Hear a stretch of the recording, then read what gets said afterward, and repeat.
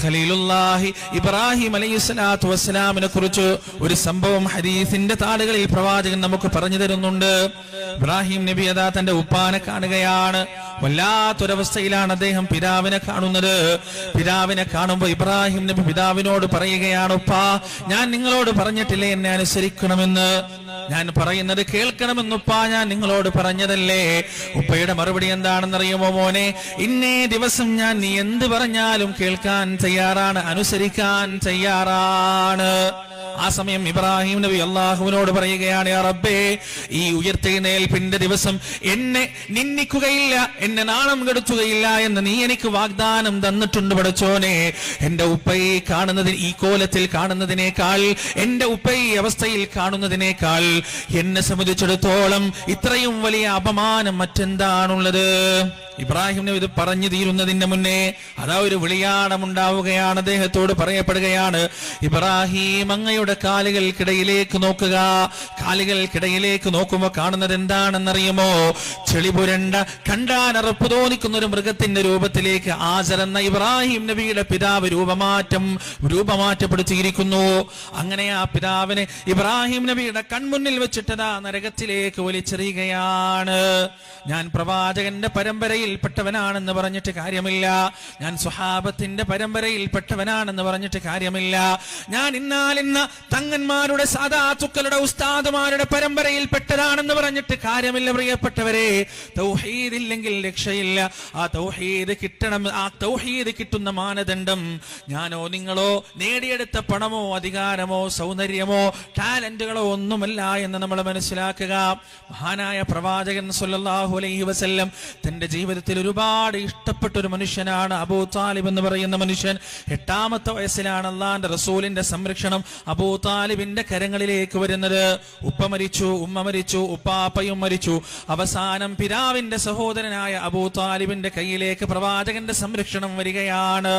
നിലത്ത് വെച്ചിട്ടില്ല ഉറുമ്പരിക്കുമെന്ന് വിചാരിച്ച്, മേലെ വെച്ചിട്ടില്ല പേനരിക്കുമെന്ന് വിചാരിച്ച്, അത്രത്തോളം സ്നേഹത്തോടെ, വാത്സല്യത്തോടെ, കാരുണ്യത്തോടെ ഒരു പിതാവും മാതാവും നൽകുന്നതിനപ്പുറത്ത് സ്നേഹം നൽകിയിട്ടാണ് അബൂ താലിബ് പ്രവാചകൻ സല്ലല്ലാഹു അലൈഹി വസല്ലമയെ വളർത്തിക്കൊണ്ടുവന്നത്.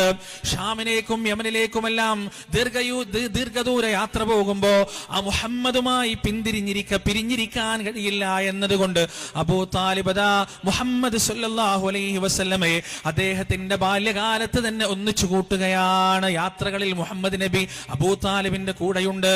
അത്രത്തോളം ആത്മബന്ധമുണ്ട് അവര് തമ്മിൽ. പ്രിയപ്പെട്ടവരെ, നുബൂവത്ത് കഴിഞ്ഞിട്ട് വർഷങ്ങളോളം അബൂ താലിബ് നുബൂവത്തിന്റെ സ്വരങ്ങൾ കേട്ടിട്ടുണ്ട്. ഇഖ്റ ബിസ്മി റബ്ബിക്കല്ലദീ ഖലഖ് ഖലഖൽ ഇൻസാന മിൻ അലഖ്. നുബൂവത്തിന്റെ പരിശുദ്ധ ഖുർആനിന്റെ ആ മഹാപ്രഭയുടെ 1ാമത്തെ വചനങ്ങൾ ഇറങ്ങുമ്പോ അബൂ താലിബ് ജീവിച്ചിരിപ്പുണ്ട്.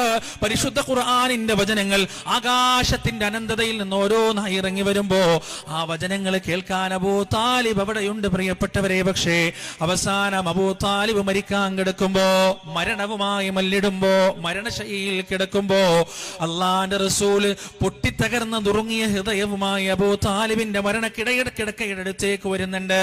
എന്നിട്ട് അബൂ താലിബ് പറയുകയാണ്, അള്ളാന്റെ റസൂല് പറയുകയാണ്, യാ അമ്മി ഖുൽ ലാ ഇലാഹ ഇല്ലല്ലാഹ്. എളാപ്പാ, നിങ്ങളൊന്ന് ലാ ഇലാഹ ഇല്ലല്ലാഹ് പറയണേ. ഒരു വട്ടമെങ്കിലും ലാ ഇലാഹ ഇല്ലല്ലാഹ് പറയണേ. ഹൃദയത്തിന്റെ ഉള്ളിൽ നിന്നാണ് പറയുന്നത്, കണ്ണുനീരിന്റെ അകമ്പടിയോടെയാണ് പറയുന്നത്. തന്റെ പ്രിയപ്പെട്ട പിതൃവനോടുള്ള അടങ്ങാത്ത സ്നേഹത്തോടെയാണ് ഈ പറയുന്നത്. പക്ഷേ കേൾക്കാൻ അദ്ദേഹം തയ്യാറായില്ല, സ്വീകരിക്കാൻ അബൂ താലിബിന് കഴിഞ്ഞില്ല. അബൂ താലിബ് മരണപ്പെട്ടത് ആ മക്ക മുശ്രിക്കുകളുടെ മില്ലത്തിൽ തന്നെയാണ്. പ്രവാചകനെ സംരക്ഷിച്ചു, പ്രവാചകനെ സ്നേഹിച്ചു, പ്രവാചകനെ ചേർത്തുപിടിച്ചു. എല്ലാ അക്രമങ്ങളിൽ നിന്നും അള്ളാഹുവിന്റെ റസൂലിന്റെ മുന്നിൽ സംരക്ഷണത്തിന്റെ കോട്ടയായി നിലനിന്നു എന്നത് പച്ചയായ ചരിത്ര വസ്തുതയാണ്. പക്ഷേ പ്രിയപ്പെട്ടവരെ, ആ വസ്തുതയൊന്നും അബൂ താലിബിനെ നരകത്തിൽ നിന്ന് രക്ഷിക്കുകയില്ല. ഞാൻ ഈ പറഞ്ഞു വരുന്നത് എന്താണെന്നറിയുമോ?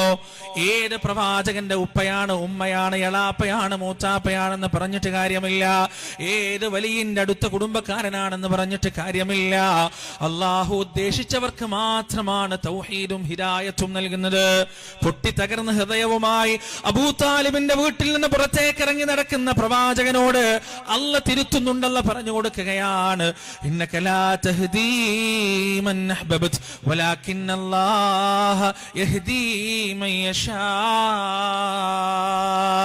അങ്ങ് ഇഷ്ടപ്പെടുന്നവർക്ക് ഹിദായത്ത് നൽകാൻ നബിയെ അങ്ങയ്ക്ക് കഴിയില്ല. വലാകിന്നല്ലാഹ യഹ്ദീ മൻ യശാ. പക്ഷേ അല്ലാഹു ആണ് കേട്ടോ ഹിദായത്തും ദലാലത്തും നൽകുന്നത്. അല്ലാഹു മയുദില്ലു മൻ യശാ വയഹ്ദീ മൻ യശാ. അവൻ ഉദ്ദേശിക്കുന്നവരെ നേർമാർഗത്തിലാക്കുന്നു, അവൻ ഉദ്ദേശിക്കുന്നവരെ വഴികേടിലാക്കുകയും ചെയ്യുന്നു. അതുകൊണ്ട് തന്നെ പ്രിയപ്പെട്ടവരെ, അതുകൊണ്ടാണ് എല്ലാ നമസ്കാരത്തിന്റെ പ്രാർത്ഥനയിലും ഫാത്തിഹ സൂറത്തിലും ഓതാൻ നമ്മോട് കൽപ്പിച്ചത് ഇഹ്ദിനസ് സിറാത്തൽ മുസ്തഖീം. ആ പ്രാർത്ഥന തുടങ്ങുന്നതിന്റെ തൊട്ട് മുന്നേ നമ്മൾ പ്രഖ്യാപിക്കുന്നത് എന്താണെന്നറിയുമോ? ഇയ്യാക നഅ്ബുദു, അല്ലാഹുവേ നിന്നെ മാത്രം ഞങ്ങൾ ആരാധിക്കുകയാണ്. വ ഇയ്യാക നസ്തഈൻ, നിന്നോട് മാത്രം ഞങ്ങൾ സഹായം തേടുകയാണ്. എന്നിട്ട് അല്ലാഹുവിനോട് പറയുകയാണ് ഇഹ്ദിനസ് സിറാത്തൽ മുസ്തഖീം, നേരായ പാതയിൽ ഞങ്ങളെ നീ നയിക്കണേ റബ്ബേ, ഹിദായത്തിന്റെ വെളിച്ചത്തിൽ ഞങ്ങളെ നീ നയിക്കണേ റബ്ബേ എന്ന് അല്ലാഹുവിനോട് നമ്മൾ പ്രാർത്ഥിക്കുകയാണ്. അതുകൊണ്ട് തന്നെ സംസാരം കേൾക്കുന്ന കൂട്ടത്തിൽ തൗഹീദ് കിട്ടിയവരുണ്ടെങ്കിൽ, ഈ വഹദാനിയത്തിന് സാക്ഷ്യം വഹിക്കാൻ അവസരം കിട്ടിയവരുണ്ടെങ്കിൽ, ഹൃദയത്തിന്റെ ഉള്ളിൽ നിന്ന് ഇപ്പൊ തന്നെ പറഞ്ഞു അൽഹംദുലില്ലാഹ്, അല്ലാഹുവേ നിനക്കാകുന്നു സർവസ്തുതിയും റബ്ബേ. 10,000-കണക്കിന് ജാറങ്ങൾക്ക് മുന്നിൽ, 10,000-കണക്കിന് വലിയകൾക്ക് മുന്നിൽ, 10,000-കണക്കിന് ബിംബങ്ങൾക്ക് മുന്നിൽ, 10,000-കണക്കിന് ആരാധ്യ പുരുഷന്മാർക്ക് മുന്നിൽ, തങ്ങളുടെ സങ്കടങ്ങൾ പറയുന്ന കോടിക്കണക്കിന് മനുഷ്യർക്കിടയിൽ നിന്ന് റബ്ബേ നീ എന്നെ തിരഞ്ഞെടുത്തു.